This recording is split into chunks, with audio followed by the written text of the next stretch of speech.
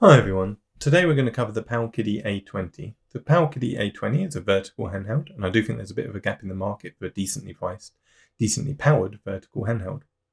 The last go-to vertical handheld is probably considered Anbinix RG351V, which has the incredibly tried but true RK3336 chip inside. The Powkiddy A20, on the other hand, has a more powerful Analogue S95D3 inside, which is a modest step up, which in theory should be able to deliver passable PSP and Sega Saturn performance as its top-end emulation.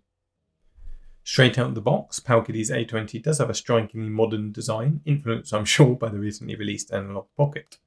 It has a black matte finish, which feels very similar to Powkiddy's original RGB10 Max handheld's finish. This type of finish does add a slight soft feel, makes it slightly more grippable as a handheld, but in return of leaving a slight print behind, which makes the handheld look well worn or well used a lot quicker than most. On the left side of the handheld we have buttons for volume control as well as the power button. Nothing on the right side of the handheld. Underneath though we've got the mono speaker grill, USB-C port and a tab that hides the micro SD slot. Lastly on the back we've got the two shoulder buttons, a tiny reset button, headphone jack and a micro HDMI out port. In terms of the front of the handheld we've got a 3.5 inch IPS screen at 640 by 480 resolution, home select and start buttons, 6 front facing buttons, the D-pad and analog offering no click down functionality. So moving more on to the controls, the first thing you'll notice when you press any of the buttons on the Powkiddy A20 is that they're very clicky.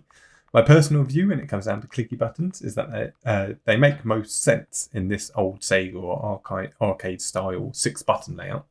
I associate an audible click with these types of games, and it really helps me personally with building muscle memory for combos in fighters or arcade games.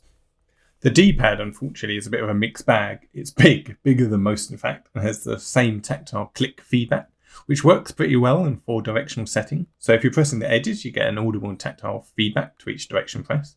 And this works well in handheld games or the majority of retro top-down games with limited directional movement. But I started to run into problems when it came to multi-directional input. Most of the problems caused by the massive circle dip in the middle of the D-pad, as your thumb naturally just falls into it, which limits your travel dramatically and makes quick multi-directional input just feel unnatural. You can travel left to bottom to right and vice versa okay once you get used to the feel, but any other combinations are pretty tricky and take a bit of time to get used to. It's also quite a big jump, both in height difference and literal spacing between the D-pad and analog stick, so you'll likely naturally position your left hand to favour one over the other. It's a shame that they didn't make the analog stick clickable or have it embedded into the actual case of it, as the height jump is quite jarring, especially if you need to flick between the two quickly.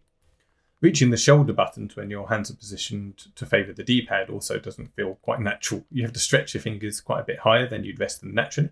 They're quite thin, which makes it a little bit unnatural to rest your fingers on. The shoulder button themselves in isolation are actually not bad. You can click them pretty much any angle and they're nicely rounded off. But they're just positioned a bit too high to be comfortable to be used with the D-pad. So overall the controls are a bit mixed. I do love the Sega arcade style 6-button setup and feel right at home while playing arcade style games. I wish the D-pad was better for the majority of fighting games, but ultimately I found some games just really suit the Powkiddy A20's controls, while others are a bit of a nightmare to work with. Moving on to the stock firmware of the Powkiddy A20, we've got what Powkiddy have named the Powkiddy box firmware that comes with the A20, which is very similar to the Pandora OS used in Pandora boxes. This generally means that for newcomers or younger ones, it's pretty pick up and play friendly. There's a very limited customization options available and a lot of weird caveats that come with using the stock firmware. For example, there's included games, but they have been translated from Chinese to English, which makes some of the titles hilarious, but difficult to actually find if you're using the search function. The stock firmware outputs at a 16:9 ratio when using HDMI out, which you can't change. Otherwise, the default on just using the screen is a 4:3 ratio. There's a built-in game store, which allows you to jump onto a free marketplace and download ROMs across multiple systems, which is a practice I don't think should actually be supported in the first place, but it's there. If you like or are used to the Pandora OS, you'll likely feel at home within the Powkiddy box firmware. It's okay, nothing incredible. It does have those quirks and more that you'll need to get used to. Obviously, the customization options are very limited. You can't add emulation or emulators. You can't change your emulators. You can jump onto a super limited version of Android and sideload apps that way, but it's with a very touch and go success rate, so it's not incredibly useful as it stands.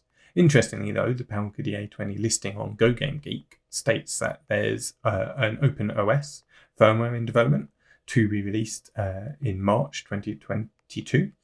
If this is a full version of Android, it would really open the doors to what's possible within the Powkiddy A20 and open out to make the most of its hardware, such as the ability to add a Saturn emulator relatively easily. This would be a massive win, as the hardware should be able to cope with limited Saturn emulation, which would be super favourable to the A20's control setup. And while you're limited to the out-of-the-box emulators available, as I'm flicking through them on the screen at the moment, unless you've sideloaded additional emulators via the limited access to Android 9 the stock OS gives you access to. Everything has to be sideloaded via this method, so your options are limited, with no access to the Android store or the like to make things easier. So I'll cut to some gameplay now and summarise up at the end.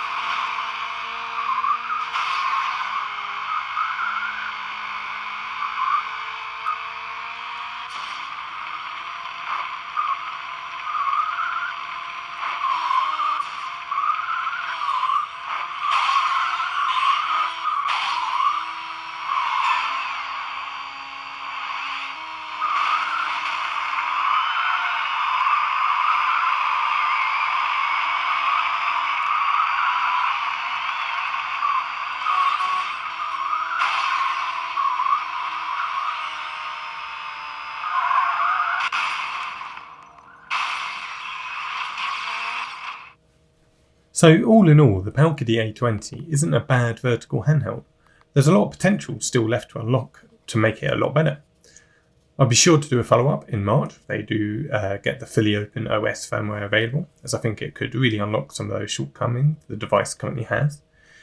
Due to its somewhat regular control layout, the Powkiddy A20 is at its best when it's emulating consoles which have those irregular controls. So things like the Sega's old consoles, the arcade systems, and some respects Nintendo 64 really do shine through, and with the potential on the horizon to capitalise on these and add further potential systems still, it really does keep me hopeful.